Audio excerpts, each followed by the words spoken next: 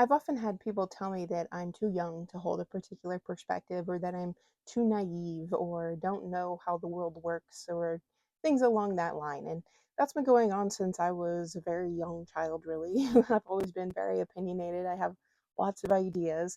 And for a long time, I took it very personally, where I heard that and went, wow, okay, I'm really not worth very much, am I? I'm really not that valuable. Obviously, I have nothing to contribute to the world.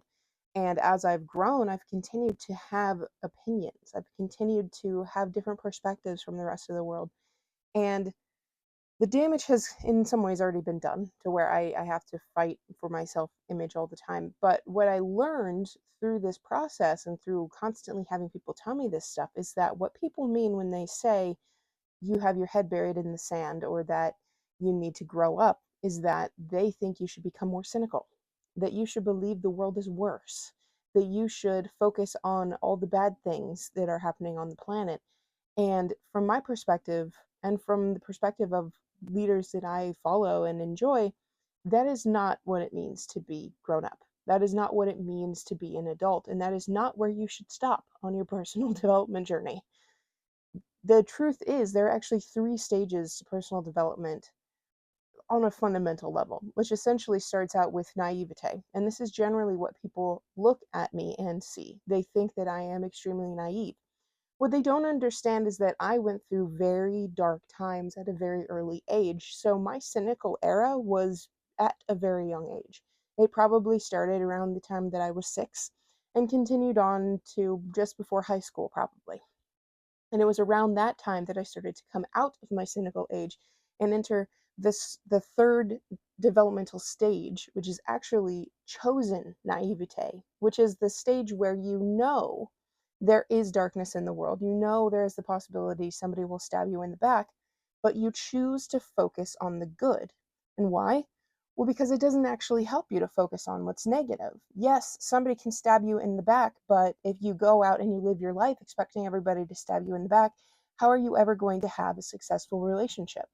I met my husband online, for example. That is not generally considered the safest place to meet somebody because you don't know who's on the other side. And I did what I could to mitigate the potential danger of that interaction and to protect myself. But the truth of the matter is, if I wanted that relationship to work out, if I wanted to see if there was potential in that relationship, eventually I had to step out of the safety, out of security, and take a leap into the unknown, to trust that things will work out, even though all the evidence tells me this may not be safe. Well, maybe not all the evidence. I definitely did a lot of work to know for sure who he was beforehand. But the reality is, it's still a risk. Every time you step out into the unknown, every time that you move towards something that you want, it's taking a risk. Falling in love with somebody, you never know if they're going to break your heart. You don't know how long that relationship's going to last. You don't know if they're going to cheat on you or not. And holding the perspective in your head that everything's bad and that you might as well just not try doesn't help you get anywhere. It doesn't help you if that relationship does work. It doesn't help you before you get into that relationship, because ultimately, all things considered, you have to trust. And without trust, you can't build anything. So when people tell you that you need to get your head out of the sand, or that you are too naive and you don't understand how the world works, you can pretty well know at this point that they are in the midst of their cynical phase.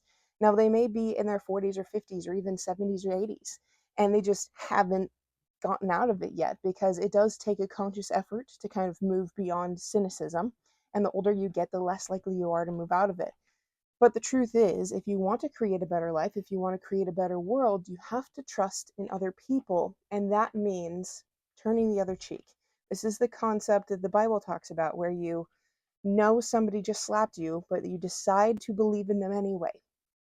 And oftentimes, when you give people that grace, when you allow them the opportunity to present their best self, they will rise to the occasion. Whereas if you never present them that opportunity, they never will, because there is no space for them to do so. So even if only 1 out of 10 people actually rises to the occasion when you present them the opportunity, I count that as a win, because you made the world better instead of keeping it the same or making it worse, which is generally what people do. So stop thinking that the world just sucks. and that nothing will ever get better, and that humanity is just doomed to mass extinction because of their own folly. None of these thoughts are benefiting you. None of these thoughts are creating the life for you that you want. None of these things are growing you as an individual and creating a better planet for the future generations. Instead, we have to look for the hope. We have to choose to see the light. And then the more we practice that, the more that we see the good that exists in the world around us, the easier it becomes. And the more often things work out in our benefit. So oftentimes, it's kind of strange, but life gets easier when you decide to ignore the negative stuff. And that's not to say that it doesn't exist, but this idea of intentionally burying your head in the sand in order for you to be the best version of yourself actually has merit. So the question becomes, if you're burying your head in the sand, is it because you're avoiding something that you're afraid of?